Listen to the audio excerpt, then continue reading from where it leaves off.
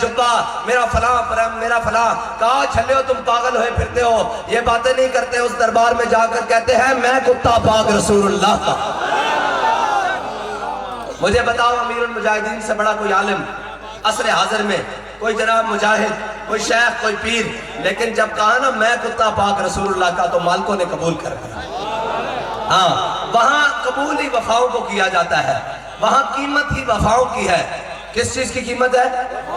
وفاؤں کی قیمت ہے۔ حضرت فاروق اعظم نے خط لکھ دیا، فرمایا جا کے غیر کو یہ میرا خط پہنچا دو، اور خط پہنچا دو، اور لکھا ہوا تھا کہ اگر تو اللہ کے حکم سے چلتا ہے تو پھر عمر تجھے کہتا ہے اللہ کے حکم سے چل پڑ، اگر تو اپنی مرضی سے چلتا ہے تو پھر عمر اور اس کی رعایا کو تیری ضرورت ہی نہیں، تیری ضرورت ہی نہیں۔ ہاں یہ ہے بات۔ اور پھر کہا قیامت تک جب بڑی بڑی باتیں ہوں گی، جب بڑی بڑی باتیں ہوں گی، بڑی بڑی بات کیا ہے؟ آج تو لوگ ایک ایک رشتے کو روتے ہیں نا۔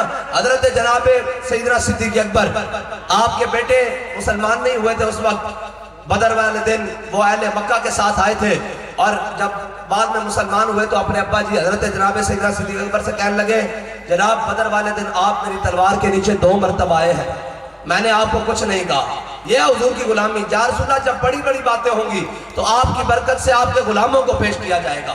تو حضرت جناب سیدنا صدیق اکبر کو آپ کے بیٹے کہنے لگے آپ میری تلوار کے نیچے 2 مرتبہ آئے ہیں، میں نے آپ کو کچھ نہیں کہا۔ تو حضرت جناب سیدنا صدیق اکبر نے فرمایا تو میری تلوار کے نیچے 1 مرتبہ بھی آیا ہوتا نا تو میں نے تجھے کاٹ کے رکھ دینا تھا، اس لیے کہ میں حضور کی طرف سے آیا ہوا تھا۔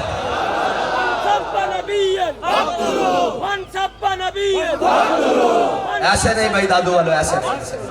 اور بھائی میری بات سنو، میری بات سنو، ہم تو اپنی جانیں حضور کے لیے قربان کرنے کے لیے بیٹھے ہیں، تو آپ کوئی ڈرے ہوئے بیٹھے ہیں، کوئی سہمے ہوئے بیٹھے ہیں؟ لنگر کھایا ہے؟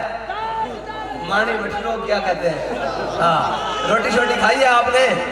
پانی شانی پیا ہے؟ تو پھر ذرا زور سے نعرہ لگاؤ تاجدار ختم نبوت،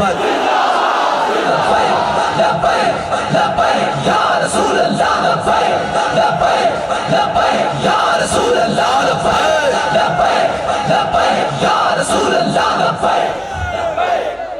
میں آپ کو بتا دوں کسی کو کوئی تکلیف نہ ہو جائے، یہ بہت سارے ہاتھ ابھی نیچے پڑے ہوئے ہیں، میں ان کا بھی ہاتھ اٹھواتا ہوں ایک بات پر۔ میرے آقا مولا صلی اللہ علیہ وسلم سے حضرت ابو ہریرہ کی روایت ہے، حضرت ابو ہریرہ نے عرض کی یا رسول اللہ قیامت والے دن اولین و آخرین جمع ہوں گے، حضرت آدم علیہ السلام سے لے کر آپ کی آخری امتی تک سارے اولین و آخرین جمع ہوں گے، کلیم و نجی مسیح و صفی، سبھی سے کہیں بھی بنی بے خبری کے یہ خلق پھری، کہاں سے کہاں تمہارے لیے یا رسول اللہ یہ سارے موجود ہوں گے، میں آپ کو کہاں تلاش کروں؟ ذرا غور سے سنیے گا بات، سارے اب آپ بیٹھ جاؤ بھائی، بیٹھ جاؤ، بات غور سے سنو، بیٹھ جاؤ، بات غور سے سنیے گا۔ حضرت ابو ہریرہ نے عرض کی یا رسول اللہ میں آپ کو قیامت والے دن کہاں تلاش کروں؟ حضور نے فرمایا حوض کوثر پہ آ جانا۔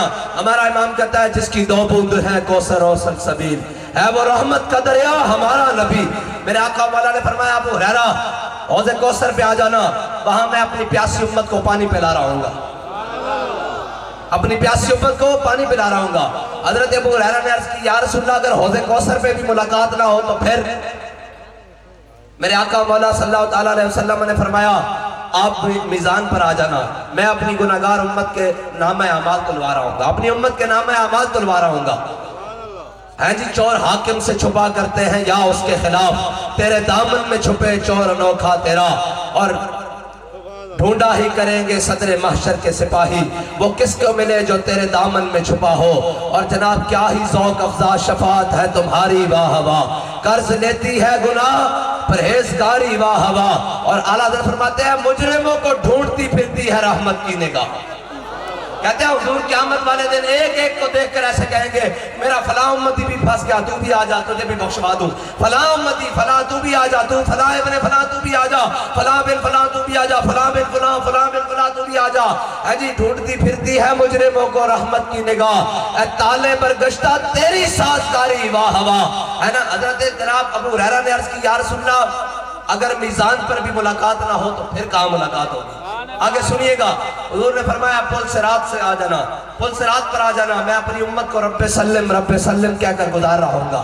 اور اعلیٰ حضرت فرماتے ہیں پائے کوباں پل سے گزریں گے تیری آواز پر، پائے کوباں पुल से गुजरेंगे तेरी आवाज पर और रब्बे सल्लम की सदा पर वजद लाते जाएंगे। फरमाया हमने तो ऐ रज़ा पुल पर से अब वजद करते गुजरिए कि रब्बे सल्लम है सदाए मोहम्मद।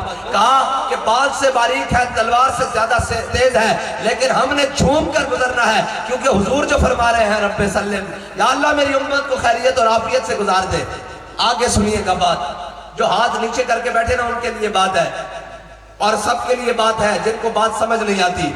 हजरत अबू हुरैरा ने अर्ज़ की या रसूलल्लाह अगर पुल सिरात पर भी मुलाकात ना हो तो फिर?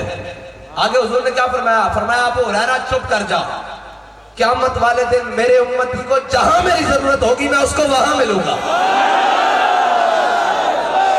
अब मुझे बताओ एक मिनट भाई, अब मुझे बताओ हुजूर की जरूरत किसको नहीं है?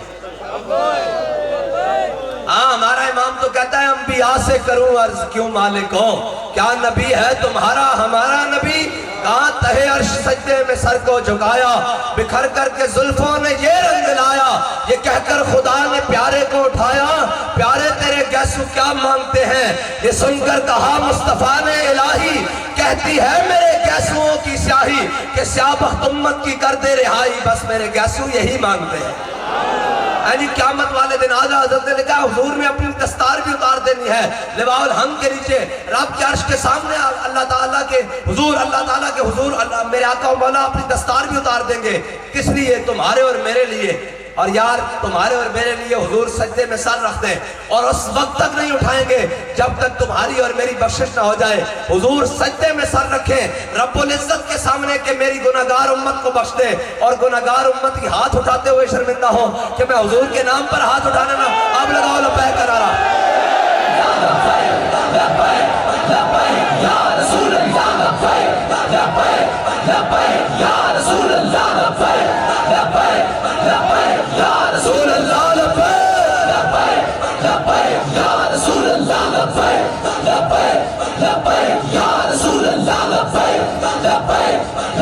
Ya Rasulullah,